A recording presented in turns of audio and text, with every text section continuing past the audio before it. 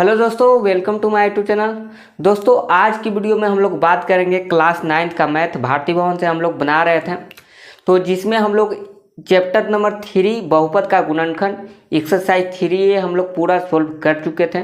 तो आज की वीडियो में हम लोग जानेंगे एक्सरसाइज 3B में जो भी प्रॉब्लम है उसको हम लोग सोल्व करने की कोशिश करेंगे। तो चलिए वीडियो को स्टार्ट करते हैं। एक्सरसाइज 3A में क्या था कि आपको फार्मूला बेस्ड क्वेश्चन था, जैसे a प्लस बी के होल स्क्वायर पे बनाना था और a माइनस बी के होल स्क्वायर पे बनाना था, a square minus B square पे, इस पर आधारित प्रश्न दिए गए थे।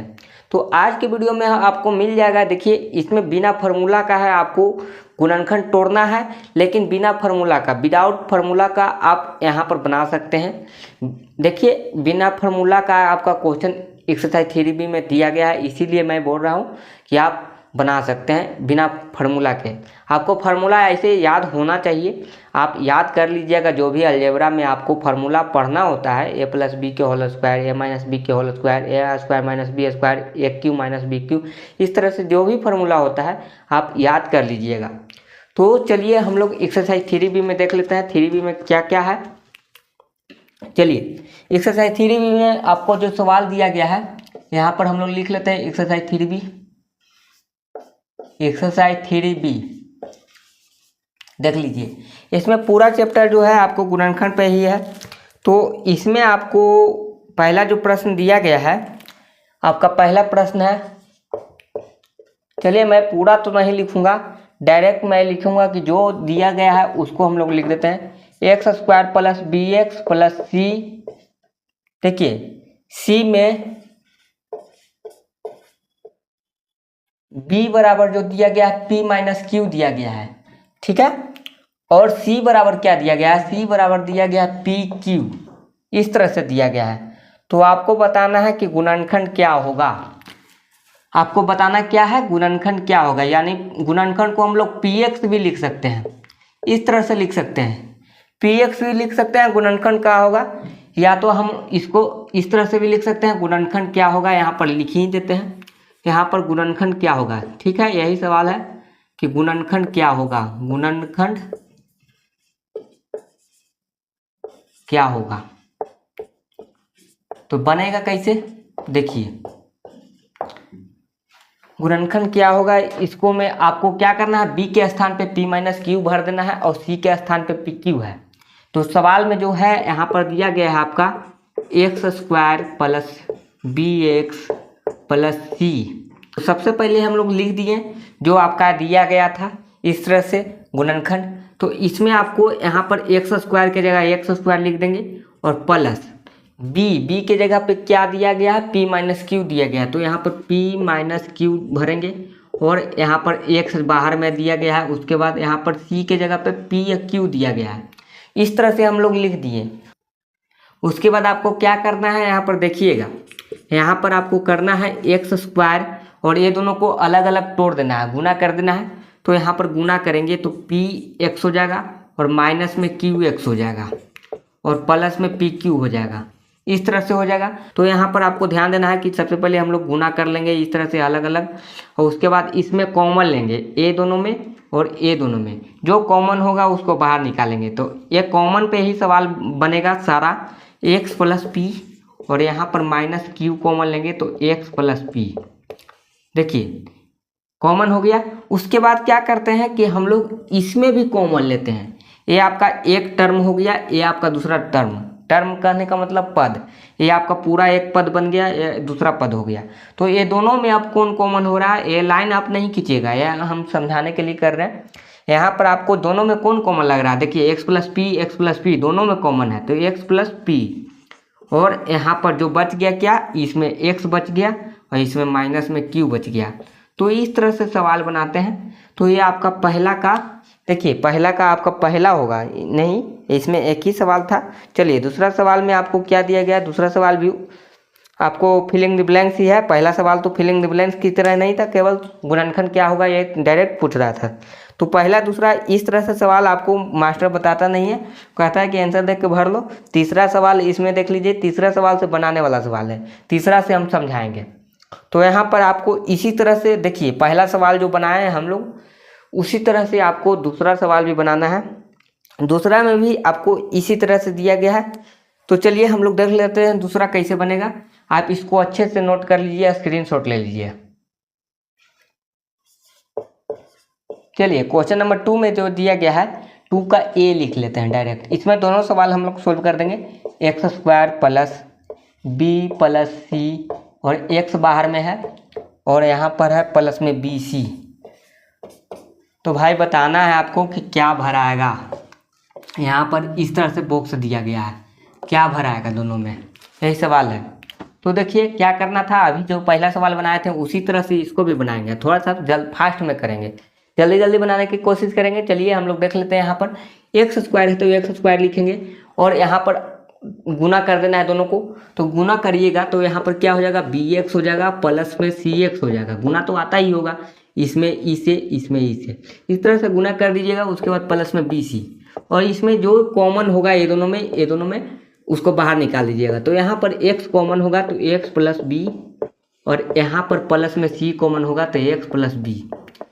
इस तरह का सवाल है, कितना आसान है। अब ये दोनों में कॉमन ले लीजिएगा। तो यहाँ पर ये दोनों में क्या कॉमन होगा, x प्लस बी। देखिए x प्लस बी दोनों में है शामिल, इसमें भी यहाँ पर है और x प्लस सी बच गया तो x प्लस सी। तो यही पार्ट जो है इसमें भरना है। क्या भराएगा, x प्लस बी भराएगा और x प्लस सी भराएगा। इस तरह से भर देना है तो आपका आंसर हो गया। इसी तरह से आपको बनाना था। चलिए दूसरा में आपका बी सवाल जो दिया गया है, दूसरा का बी हम लोग लिख लेते हैं। यह आपका दूसरा का बी है, Y square minus P plus Q. Y होगा यहाँ पर वाई और प्लस में पी क्यू। बिल्कुल सेम वैसा ही सवाल है। इसमें भी आपको दो कॉस्ट दिया गया है, इसमें आपको मान निकाल के भर देना है। बीच में आपको मल्टीप्लाई ही होता है, देख लीजिए यही सेम आंसर यहाँ पर आना चाहिए।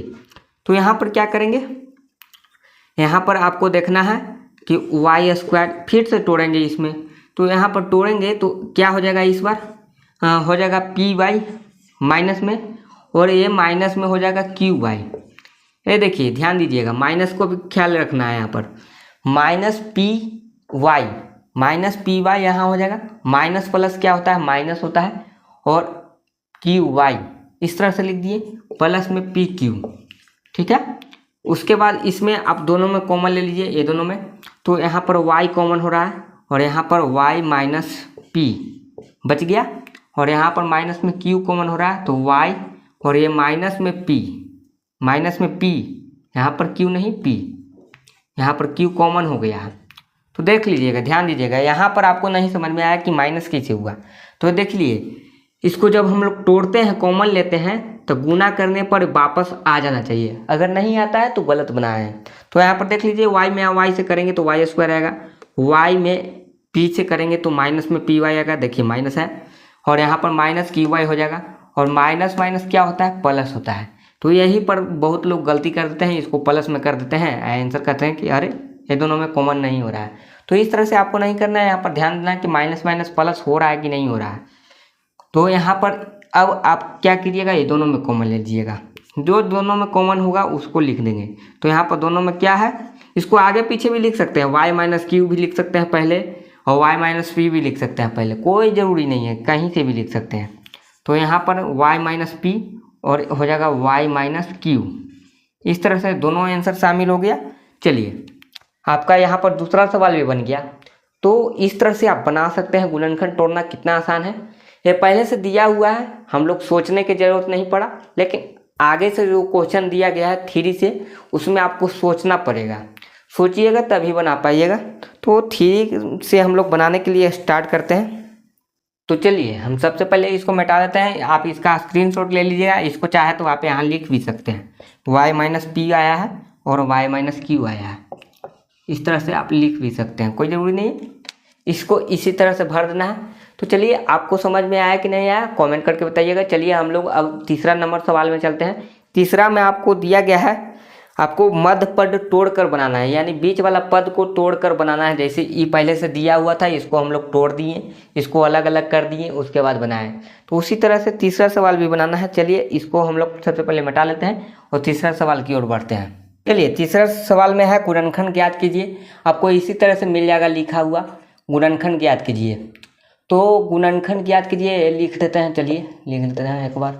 गुणनखंड ज्ञात कीजिए, ज्ञात कीजिए।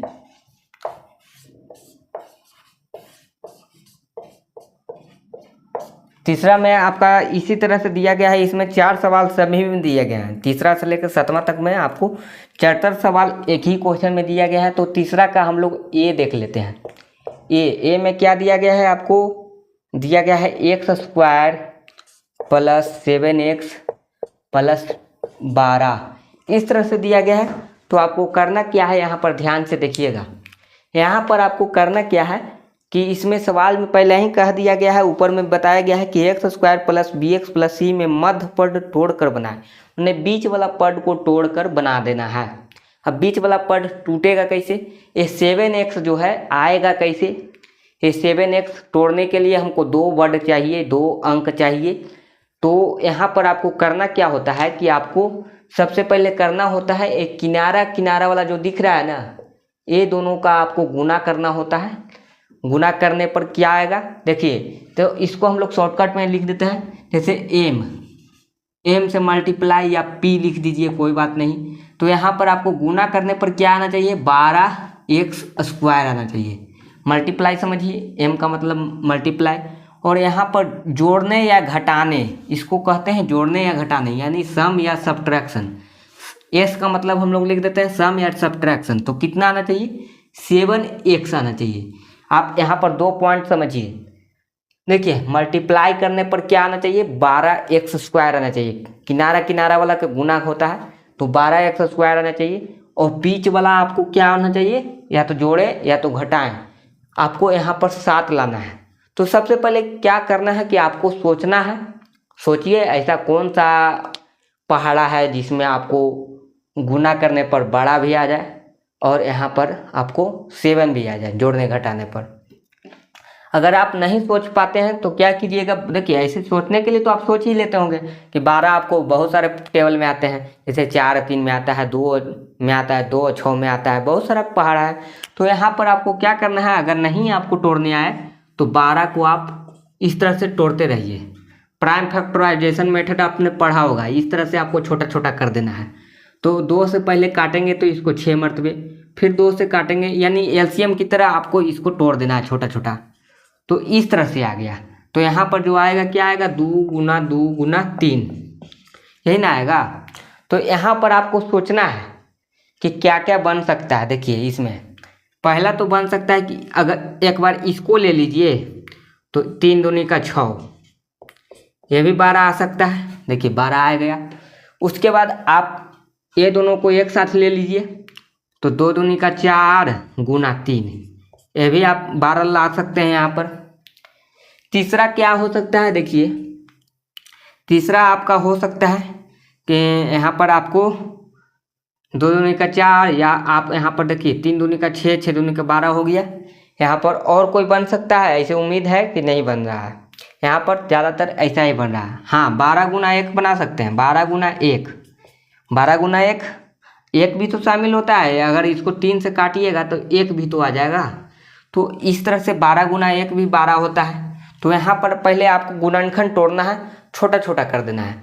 तो यहाँ पर आप 12 को तोड़ने के लिए यहाँ पर 3 टर्म मिला, लेकिन आपको सोचना है कि गुना करने पर तो 12 आ जा रहा है, क्या जोड़ने पर या तो घटाने पर 7 आ रहा है। तो यहाँ पर देखिएगा 6 दूनी 12 हो गया, लेकिन 6 दू 8 होता है, और घटाइएगा तो आपका 4 हो जाएगा। इधर देख लीजिए 4 3 7 होता है, हमको 7 ही लाना है, या यहाँ पर घटाइएगा तो 1 होगा। 12 1 13 होगा, या तो 11 होगा, घटाइएगा तो आपको बीच वाला टर्म मिला। अगर आप सोच लीजिएगा तो बहुत बढ़िया, नहीं सोच पाए तो आपको इस तरह से छोटा छोटा कर देना है। जैसे कहीं कहीं आपका होता है कि बहुत बड़ा अंक होता है, जैसे 256 है, तो आप नहीं सोच पा रहे हैं कि 256 को तोड़ें कैसे बनेगा, कौन पहाड़ा में आता है 256। तो अगर आप नहीं सोच पा रहे हैं तो इसी तरह से छोटा छोटा तोड़ देना है। तो बहुत सारा यहाँ पर सीखने का मेथड होता है। यहाँ पर इस तरह से भी आप लिख के बना सकते हैं, ये लिखने की ज़रूरत नहीं है, ये आपको सोचना है, केवल सोचना है, इसको छोटा छोटा कर देना है। तो यहाँ पर आप क्या कीजिएगा, कि हमको दो टर्म मिल गया है, तो सबसे पहले क्या करना है कि एक्स स्क्वायर है वो आपका एक्स स्क्वायर लिखा होना चाहिए। और दूसरा देखिए यहाँ पर प्लस में 12 है, तो ये प्लस में 12 आप रहने दीजिएगा, ठीक है, प्लस में 12 रहने दीजिए। और यहाँ पर आपको ध्यान देना है ये प्लस में 7 है, इसी को हमको तोड़ के लिखना है। ये आपका पहला अंक जो दिया गया है वो लिखा रहेगा, दूसरा भी लिखा रहेगा, लास्ट वाला, बीच वाला को हमको अच्छे से यहाँ पर देखना है कि क्या ये प्लस में 7 आ रहा है, तो प्लस में यहाँ पर 7 लाना होगा। अगर माइनस में लाना है तो यहाँ पर माइनस लिखेंगे। तो यहाँ पर लिखना नहीं है, केवल सोचना है कि यहाँ पर प्लस में 7 कैसे आएगा। तो अगर प्लस में 7 लाना है तो प्लस में 4x लिख सकते हैं, ठीक है, 4x। और क्या सोचे थे हम लोग, 3x सोचे थे, ठीक है, इस तरह से हम लोग सोचे थे। 4 3 7 हो गया। अब गुना करने पर भी प्लस में 12 आ गया। तो इस तरह से हम लोग सोच लिए। उसके बाद क्या करेंगे, कॉमन लेंगे। कॉमन लेने का तरीका मैंने बता दिया था, ये दोनों में आप कहीं से भी ले सकते हैं, कोई जरूरी नहीं है, इससे इससे इससे इससे भी ले सकते हैं। तो यहाँ पर x कॉमन ले लीजिएगा तो बचेगा x + 4, और यहाँ पर प्लस में 3 कॉमन ले लीजिएगा तो बचेगा x + 4। अब बहुत लोगों को क्या होता है कि यहाँ पर समझ में नहीं आता है कि क्या ये 4 कैसे आया। यहाँ तो समझ में आ गया कि ये 4 आया, तो ये पहले से 4 लिखा हुआ था, लेकिन यहाँ पर जो 4 कैसे आया ये नहीं समझ में आएगा। तो यहाँ पर समझिए कि 3 से आप गुना कीजिएगा तो 3x आ जाएगा। और यहाँ पर आपको क्या करना है कि 3 का में 12 कितना मरतबे आता है, तो अगर आपका 4 मरतबे आता है तो यहाँ पर 4 लिख दिए। और आपको एक बात का ध्यान देना है कि ये दोनों जो है ये दोनों आपको मिलना चाहिए, अगर नहीं मिलता है तो आप गलत बनाए हैं। आपको यही ध्यान देना है कि ये दोनों आपका मिलना चाहिए, सेम टू सेम आना चाहिए। तो यहाँ पर ये दोनों में कॉमन लेंगे तो x + 4 हो जाएगा कॉमन लेने का सवाल था। कॉमन ये दोनों में कॉमन कौन हुआ, ये दोनों हुआ। और बच गया क्या, x + 3, यानी ए वाला इसके साथ लिखाता है और ये दोनों में से कोई एक लिख देना है जो कॉमन हो गया है। तो आपको ये डरीर नहीं खींचना है, आपको एक लाइन नहीं खींचना है, ये समझाने के लिए मैंने लिखा, इस तरह से आपको करना है। तो चलिए आप पहला सवाल देख लिए। बी में हम लोग देख लेते हैं। बी में क्या दिया गया है, आपका दिया गया है a² + 12a प्लस में 35, यही ना है। तो यहाँ पर आपको क्या करना है, गुना करने पर कितना आना चाहिए, 35 आना चाहिए। यानी कहने का मतलब है कि यहाँ पर आपको गुना करने पर क्या आना चाहिए, 35 आना चाहिए। तो यहाँ पर हम लोग लिख देते हैं 35। सिंपल सा सवाल है, गुना करने पर क्या आना चाहिए, यहाँ पर 35 आना चाहिए और a² आना चाहिए। और यहाँ पर जोड़ने या घटाने पर क्या आना चाहिए, 12 आना चाहिए, 12a। तो यहाँ पर सोचेंगे कि क्या 12 आ जाएगा, तो कौन सा टेबल में आता है, तो आप सोच सकते हैं, बहुत जल्दी सोच लीजिएगा। 7 × 5 = 35 और 7 × 5 = 12 होता है। डायरेक्ट भर देंगे, सोच लिए तो ठीक है, हाँ नहीं तो आप फैक्टर तोड़िए, उस तरह से आपको अलग अलग तोड़ देना होगा। तो यहाँ पर a² लिखेंगे और प्लस में क्या लिखेंगे, 7a प्लस में 5a। देखिए 7 × 5 = 12 हो गया, बीच वाला आ गया, एकदम सेम टू सेम आना चाहिए। बहुत लोग यहाँ पर कोई माइनस लिख देता है, कोई प्लस लिख देता है, यह ध्यान देना होगा आपको अच्छे से कि यहाँ पर प्लस में 12 लाना है तो प्लस में कैसे आएगा, प्लस में लिखेंगे तभी आएगा। और यहाँ पर प्लस में 35, यानी लास्ट वाला आपको एकदम लास्ट वाला सेम टू सेम लिख देना है प्लस में, a² आगे वाला है जो सेम टू सेम लिख देना है। अब आपको कॉमन लेना है, तो यहाँ पर a कॉमन ले लीजिए ये दोनों में से, तो बचेगा क्या, a + 7 बचेगा। और +5 कॉमन ले लीजिएगा तो ये +7 बचेगा। अब ये 7 कैसे आया, 5 का में 35 के मरतबे आता है, 7 मरतबे, तो 7। तो इस तरह से आपको कर देना है। अब ये दोनों में कॉमन क्या होता है, a + 7 और आपका यहाँ आ गया a + 5। तो इस तरह से बना सकते हैं, ये दोनों सवाल आपका बन गया। चलिए तीसरा देख लेते हैं। सी नंबर सवाल जो दिया गया है आपका, क्या दिया गया है, ये सिंपल सवाल दिया गया है, बिल्कुल आप आसानी से सोच सकते हैं। x² + 14x + 48, x² + 14x + 48, यानी इस बार आपको क्या लाना है, इस बार आपको लाना जो है आपका x² + 14x 48 जो है, इसमें आपको लाना होगा, इसमें आपको 48x² लाना है। ये आपको लिखना जरूरी नहीं है, ये आपको केवल यहाँ पर लिख दे रहे हैं कि सोचने के लिए क्या सोच सकते हैं। यहाँ पर देखिए 48 लाना है गुना करने पर और जोड़ने पर 14 आ जाना चाहिए। तो यहाँ पर सोचिए कि 8 6 14 होता है, 8 6 48 भी होता है। तो सिंपल सवाल था, यहाँ पर एक्स स्क्वायर लिखेंगे और यहाँ पर 8x प्लस 6x और प्लस में 48। चलिए ये दोनों में कॉमन, ये दोनों में कॉमन कौन होगा, x होगा इसमें कॉमन, तो x प्लस 8 और यहाँ पर प्लस में 6 कॉमन होगा, तो x प्लस 6 का में 48 के मर्तबे आता है, 8 मर्तबे आता है। तो यहाँ पर लिखेंगे x प्लस 8 और x प्लस 6। अब देखिए ये दोनों में कॉमन हो गया तो सेम टू सेम है, तो ये कॉमन हो जाएगा, कॉमन हो गया तो आपका आंसर हो गया। चलिए एक और क्वेश्चन बचा हुआ है डी में आपका क्या दिया गया है, डी में आपका दिया गया है x square plus 14x plus 45, x square plus 14x plus 45। इस बार आपको यहाँ पर 45 लाना है। देखिए यहाँ पर केवल गुना करने पर 45 आना चाहिए, यानी मल्टीप्लाई पर 45 और जोड़ने घटाने पर आपको 14। तो यहाँ पर सोचना है कि क्या 14 आएगा, यहाँ पर आएगा 45 आएगा, कौन सा टेबल में आता है 45। तो यहाँ पर जोड़ना है, तो जैसे 15 या 45, 15 3 18 हो जाता है, घटाएंगे तो भी ज़्यादा आ जाएगा, कम आ जाएगा, बहुत कम आएगा। तो यहाँ पर आपको 12 नहीं लाना है, 14 लाना है। सोचिए यहाँ पर क्या हो सकता है, तो यहाँ पर आपको सोचना है 5 सत्ते 45, यानी कहने का मतलब 5 9 45, 9 5 14, आराम से सोच सकते हैं। तो यहाँ पर देख लीजिए x square plus 9x plus 5x, देखिए 9 5 14 होता है, 9 5 45 भी होता है, प्लस 45, इस तरह से लिख देना है। उसके बाद क्या करना है, इसमें कॉमन लेना है, दोनों में कॉमन, ये लाइन आपको नहीं खींचना है, स्टेप बाय स्टेप बना रहे हैं। इसमें आपको 2 नंबर का क्वेश्चन है या 3 नंबर का क्वेश्चन है, आपको इसी तरह से बनाना होगा, या 5 नंबर में दे फिर भी इसी तरह से बनाना है। तो यहाँ पर x कॉमन हो जाएगा, x प्लस 9 और प्लस में 5 कॉमन होगा तो x प्लस 9। देखिए ये सेम टू सेम यहाँ पर आना चाहिए। बहुत लोग क्या करते हैं कि सेम टू सेम कह दिए तो ये सेम टू सेम लिख दिया और यहाँ पर कॉमन गलत लिया हुआ है। तो यहाँ पर बहुत लोग यही कर देते हैं, गलती बहुत कर देते हैं। तो यहाँ पर ध्यान देना है, आगे आपको कठिनाई वाला क्वेश्चन मिलेगा, थोड़ा सा हार्ड मिलेगा।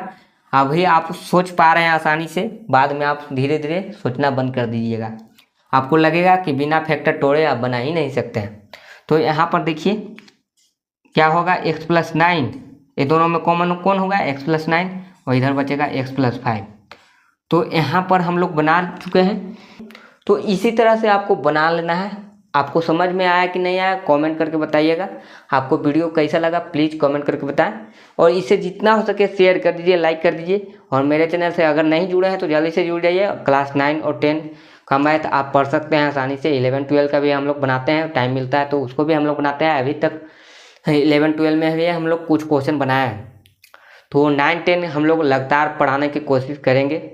एग्ज़ाम के कारण नहीं बना पा रहे थे, एग्ज़ाम चल रहा है अभी, तो यहाँ पर एग्ज़ाम के कारण वीडियो लाने में लेट हो जाता है, इसीलिए थोड़ा सा देरी हो गया है। चलिए, अगर मैं आपको कुछ सिखा पा रहा हूँ तो इससे बढ़िया बात मेरे लिए क्या हो सकता है।